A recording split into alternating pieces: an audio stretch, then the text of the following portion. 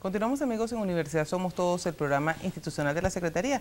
En esta parte del programa vamos a tratar sobre el 35 aniversario del Laboratorio FIR, Formulación, Interfaces, Radiología y Procesos. Para ello vamos a estar conversando con el profesor Johnny Bullón, quien es director del Laboratorio de Formulación, Interfaces, Radiología y Procesos, así como la profesora Ana Follerina, quien es la directora adjunta de este importante laboratorio. Bienvenidos a ambos. Buenas tardes. Muchas gracias. Bienvenido, queridos colegas y amigos. Es para nosotros un placer tener a tan distinguidos universitarios, compañeros de trabajo, Ana en la Escuela Básica de Ingeniería y Johnny en la Escuela de Ingeniería Química, para conversar un poco sobre la historia de uno de los laboratorios más emblemáticos de la Universidad de los Andes, que tiene una reputación realmente larga y sólida, tanto a nivel nacional como a nivel internacional. Ese laboratorio fue creado en el año 1978 por el profesor Dr. Jean-Louis Salayer, que estaba recién regresando de Texas de sus estudios allá, y ha tenido un tránsito enorme en estos años, en estos 35 años. Queremos entonces conocer de primera mano de esa generación de relevo que tomó las riendas del laboratorio una vez que el profesor Salayer se fue. ¿Cómo ven ustedes ese tránsito? ¿Qué cosas han cambiado en el laboratorio? ¿A qué nos estamos dedicando ahorita? ¿Cuáles son los principales proyectos? ¿Qué filosofías han cambiado allá de esos primeros pasos, Ana, que dio el laboratorio en esos años a cómo lo estamos conduciendo ahorita? Cuéntenos un poquito, hagamos un poquito de historia. Sí, el doctor Salayer funda el laboratorio en el 78 y yo puedo hablar desde 10 años más tarde que yo entro como investigador residente del CONICYT.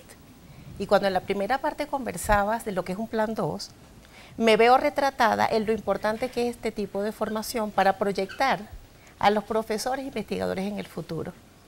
Luego del año 88, pasaron los primeros 10 años, porque nuestra historia se escribe como cada 10 años el promedio que ha sacado el profesor Salayer, y es como la historia de incluso una persona, se funda con buenas bases, se hace lo que se debe hacer, y luego se forman a las personas nuevas, y cuando regresamos en el año 2002, digamos que estábamos preparados para la tercera mutación, que yo quisiera que, digamos, Johnny visualice estas tres etapas como el nacimiento, el desarrollo y la explosión final, que veíamos en un país donde había como pocas oportunidades, y cuando hablamos de la última mutación, es como la transformación que nos iba a llevar a lo que tenemos hoy. No morir el laboratorio, porque cuando Johnny y yo nos encargamos, no solamente estábamos pasando por un bajo en financiamiento, en proyectos, sino que el doctor Salayer se nos iba porque se iba a jubilar.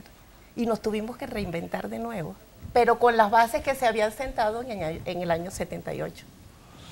Cuéntanos, Johnny, ¿cómo es tu visión de esa transformación del laboratorio? ¿Qué cosas importantes ha hecho el laboratorio por la universidad y por el país? Y por la ciencia, digamos, en términos generales. La investigación. Bueno, del inicio puedes hablar tú más porque tú estabas ahí en el año 78 cuando el profesor Salayer creó el laboratorio. Yo llegué hace unos 22, 23 años, ya he perdido la cuenta como tesista en el laboratorio. Tú eras director de escuela en ese momento. Sí, yo soy un poco responsable de que Johnny sea profesor de la engañaron escuela para que me quedara en sí, Mérida. Lo engañamos a él y a otros profesores jóvenes promisorios, pero fue un buen engaño, sí. Fue bueno. No, yo me siento muy complacido, primero de haberme formado en la Universidad de los Andes. Yo vengo de Maracay y siempre lo he contado como una familia bien humilde y me vine en contra de la voluntad de mi papá porque no podía mantenerme aquí, pero me tocó trabajar y tú fuiste testigo también de ese trabajo y después de una beca que me dio el laboratorio FIR y otras cosas que hicimos por ahí para inventar podernos quedar aquí en Mérida y sobrevivir.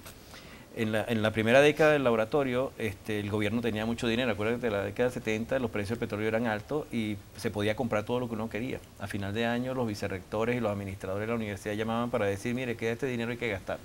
Y se podían comprar cosas. El profesor Salayer vislumbró que eso no iba a durar mucho y que uno no es independiente, así como en los hogares también con los hijos. Uno no es independiente hasta que uno no tiene cómo sustentarse en su propio recurso. Entonces ella empezó a inventar cursos para la industria, a crear proyectos para la industria, a vender un saber hacer, a hacer cosas útiles. Y esas cosas útiles le permitieron al laboratorio tener una serie de contratos industriales importantes para poder mantener el laboratorio. Esa sería como la segunda etapa. Esa segunda etapa PDVSA cumplió una gran función, trabajamos netamente para PDVSA, se hicieron más de 30 proyectos para INTV de esos 30 proyectos muy importantes, algunos pero desconocidos, el menos importante fue el más publicitado, que fue la Olimución. Fue el menos importante porque, bueno, fue el que le permitió al laboratorio también conocerse. Cuando llegamos Ana y yo hace unos 10 años aproximadamente, también nos engañaron. Me nombraron director adjunto al profesor Salayer, me dijo que iba a ser fácil, que iba a colaborar conmigo y se retiró definitivamente. Bueno, colabora, sigue yendo al laboratorio, es nuestro asesor, nuestro embajador, sí. Pero nos tocó la etapa difícil de dejar a PDVSA en la década, en los años esos 2002, 2004. Hubo que reinventar el nombre, pasamos a ser de Laboratorio de Fenómenos Interfaciales y Recuperación de Petróleo, que era lo que hacíamos, lo que hacía Jean-Louis al inicio, hasta llegar a hacer ahora formulación, interfaz, serología y proceso.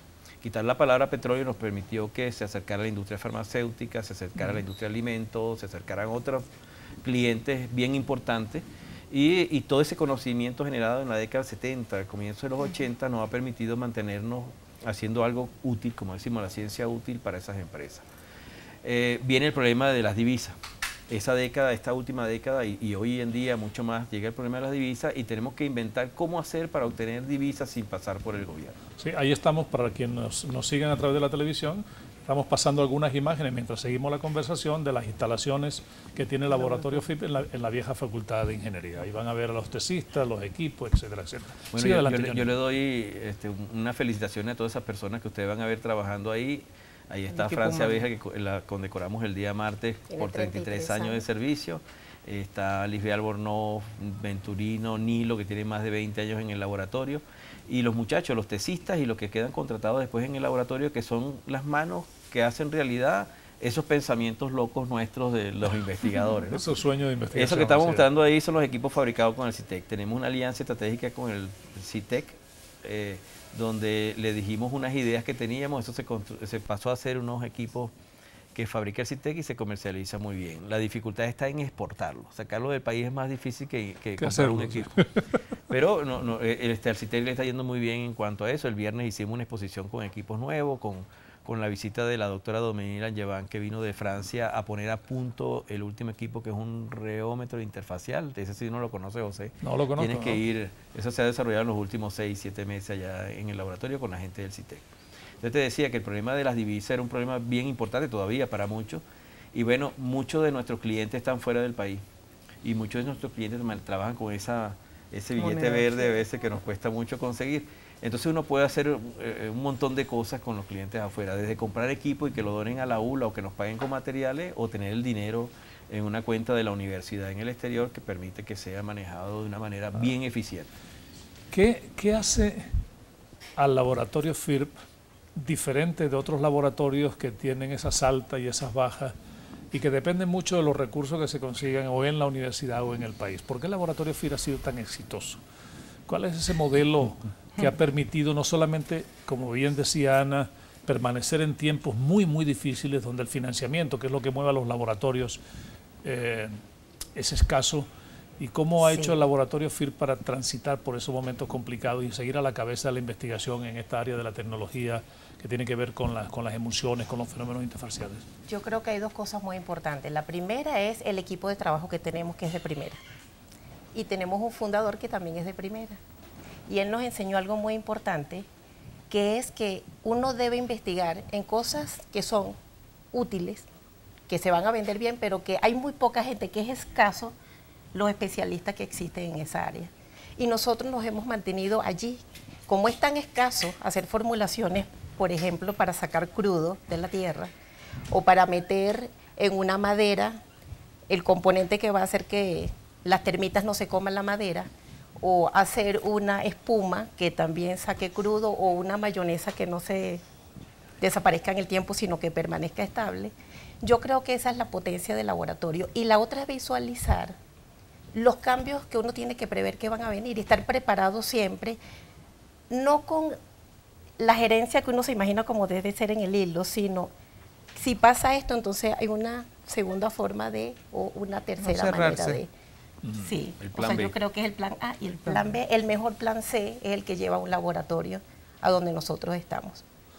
¿Se consideran ustedes únicos de alguna manera a nivel universitario y a nivel nacional? ¿Han compartido experiencia con otros laboratorios similares o ese modelo de trabajo y de financiación del laboratorio FIR no se conoce en la universidad? Mira, por los comentarios, por las invitaciones que nos hacen a contar esta experiencia del laboratorio FIR, sí es un laboratorio único, no solamente en la Universidad Venezolana, sino latinoamericana. Yo dije, y disculpe si a alguien le molesta, dije el día martes en el Paraninfo, que quizás habíamos aprendido fenómenos interfaciales, espuma, emulsiones, todo lo que mencionaba Ana, pero además habíamos aprendido a hacer gerencia y a cómo mantener un laboratorio sin que nos peleemos. A veces somos 50 personas, incluyendo a los tesistas dentro del laboratorio, y no hay esa pelea, siempre tratamos de apagar esos fuegos y mantener que entre esas dos rejas, que fue la Escuela de Ingeniería Química del pasado, que es lo que nos heredamos de la Facultad de Ingeniería y en Medicina, hay un ambiente de trabajo bien importante. Y aprendimos una gerencia y quizás administramos muy bien los dineros porque no nos los regalan, nos los ganamos. Y cuando usted se gana el dinero, usted no lo malgaste. Entonces no manejamos presupuesto universitario, manejamos un dinero hecho con mucho sacrificio. Sí. Yo veo los días que Ana estaba preocupada entregando informe final del proyecto, tenemos los muchachos trabajando a expensa de que afuera hayan disturbios, hayan encapuchados. Trabajamos el mes de agosto, quizás el laboratorio es el laboratorio que tiene más días hábiles abiertos al año. Y eso le da confianza a las empresas. Aprendimos que el tiempo del universitario no es el tiempo de la empresa. O sea, para la empresa el tiempo es dinero. Ejecutar los proyectos a tiempo, la entrega de los reportes a tiempo. No hay excusas en investigación para cumplir con la fecha tope. Eso es difícil a veces en otros laboratorios, también por su situación geográfica por un lado, pero por la forma en la que está el laboratorio configurado. Ana, ¿cómo es la presencia de la mujer en el laboratorio FIR? ¿Es un laboratorio masculino, femenino? ¿Hay un buen balance? Está un buen balance. Está equilibrado. Está equilibrado. ¿Cuántas investigadoras tenéis ahorita dentro del cuerpo de investigadores del laboratorio? Lo tenemos de la siguiente manera. Entre profesoras y profesores yo diría que está bien balanceado.